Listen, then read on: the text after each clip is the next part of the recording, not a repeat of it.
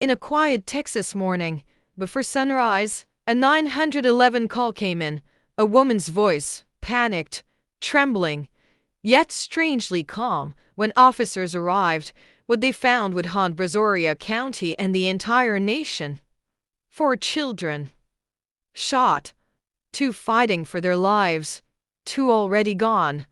And the one who pulled the trigger, their own mother.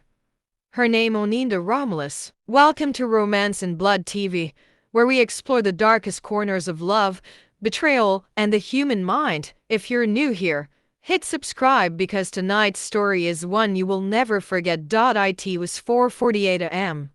October 4th, 2025, Angleton, Texas, a small town where most people were still asleep. The first 911 dispatcher thought it was a prank call. A woman said, "Come to the gas station. They're gone." Minutes later, deputies pulled into the Speedy Stop gas station along State Highway 288B, and that's when they saw a black SUV parked in the corner, lights on, doors open. Inside 4 children, each with gunshot wounds. The eldest, a 13-year-old boy, was barely breathing. Beside him, a 3-year-old girl lay motionless in her car seat. 2 others, an 8-year-old boy and 9-year-old girl, were crying, bleeding, begging for help. And standing there, her hands covered in blood, was their mother. At first, deputies thought it might have been a carjacking or a random shooting, but then something chilling happened. The woman turned to them and said, "They're dead to me." That woman was 31-year-old Oninda Romelus, a mother of 5, known in her neighborhood in Porter, Montgomery County, as quiet but reclusive. When questioned, she made statements that detectives later described as paranoid, incoherent, and disturbing. She said, "Instead of them doing it to me, I'm gonna do it to them. And then, with an eerie calmness, kill them all." Deputies later said she appeared disconnected from reality, constantly glancing over her shoulder, whispering to herself, and at one point claiming she called the devil, not 911. She reportedly told investigators, "They're with the devil now." These weren't just words of guilt.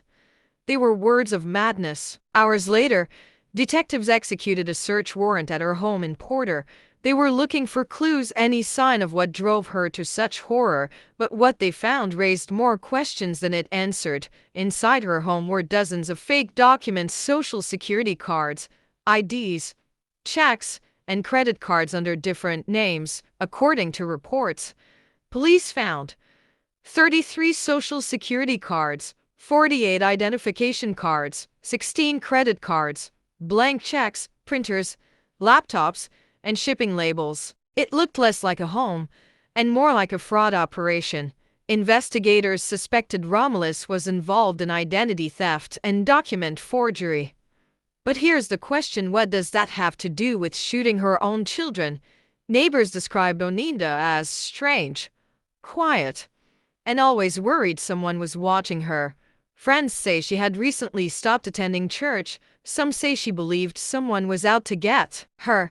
And then there was her past. Years earlier, Oninda appeared on the reality show Paternity Court. In that episode, she fought to prove who fathered one of her children. To some viewers, she came across as defensive, emotional, and distrusting. Was that the first public glimpse of her unraveling mind? Court documents later revealed she had at least one prior contact with Child Protective Services, though details remain sealed. Whatever she was dealing with, paranoia, fear, mental illness, or something darker, it all came crashing down that morning. Let's take a moment to remember the children. The 13-year-old boy, a bright student who loved video games and football. The 3-year-old girl, still learning to talk, always seen holding her pink blanket. The 8 and 9-year-old siblings, who survived but now live with the scars, both physical and emotional, of that night. 2 lives ended. 2 forever changed, in a moment that will echo through generations. But here's where the story gets even stranger.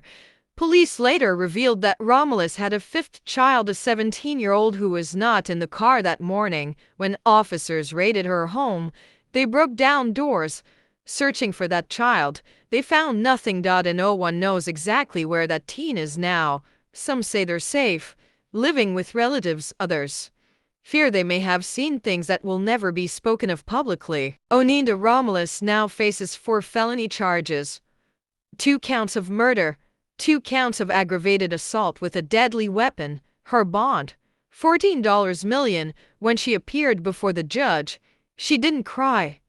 She didn't plead, she only whispered and stared blankly at the courtroom wall. Sheriff Bo Stallman of Brazoria County called it a tragedy that shook our community. He added, "I'm proud of our deputy's quick response and thankful for the prayers for these children." As of now, there's no official motive, but those who've studied her case believe she may have suffered from severe paranoia, delusions, or a complete psychotic break. We've seen it before.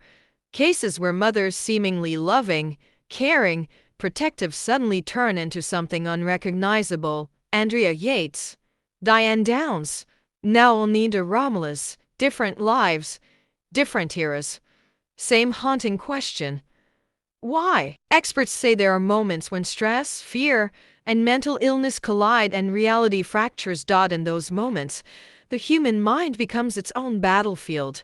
But it still doesn't explain how someone can look into their child's eyes and pull the trigger. The 2 surviving children are still recovering both physically and emotionally. They're now under protective custody as CPS decides their future. For the people of Brazoria County, the healing has just begun. And for investigators, the case is far from over.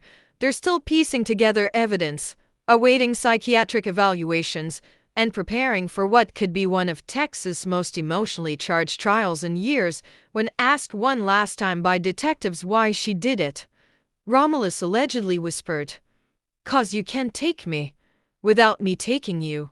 A chilling echo from a woman lost between fear and fury. The story of Oninda Romelus isn't just about murder. It's about how darkness can creep into the places we least expect: our homes, our hearts, our minds. What do you think happened to Oninda Romelus?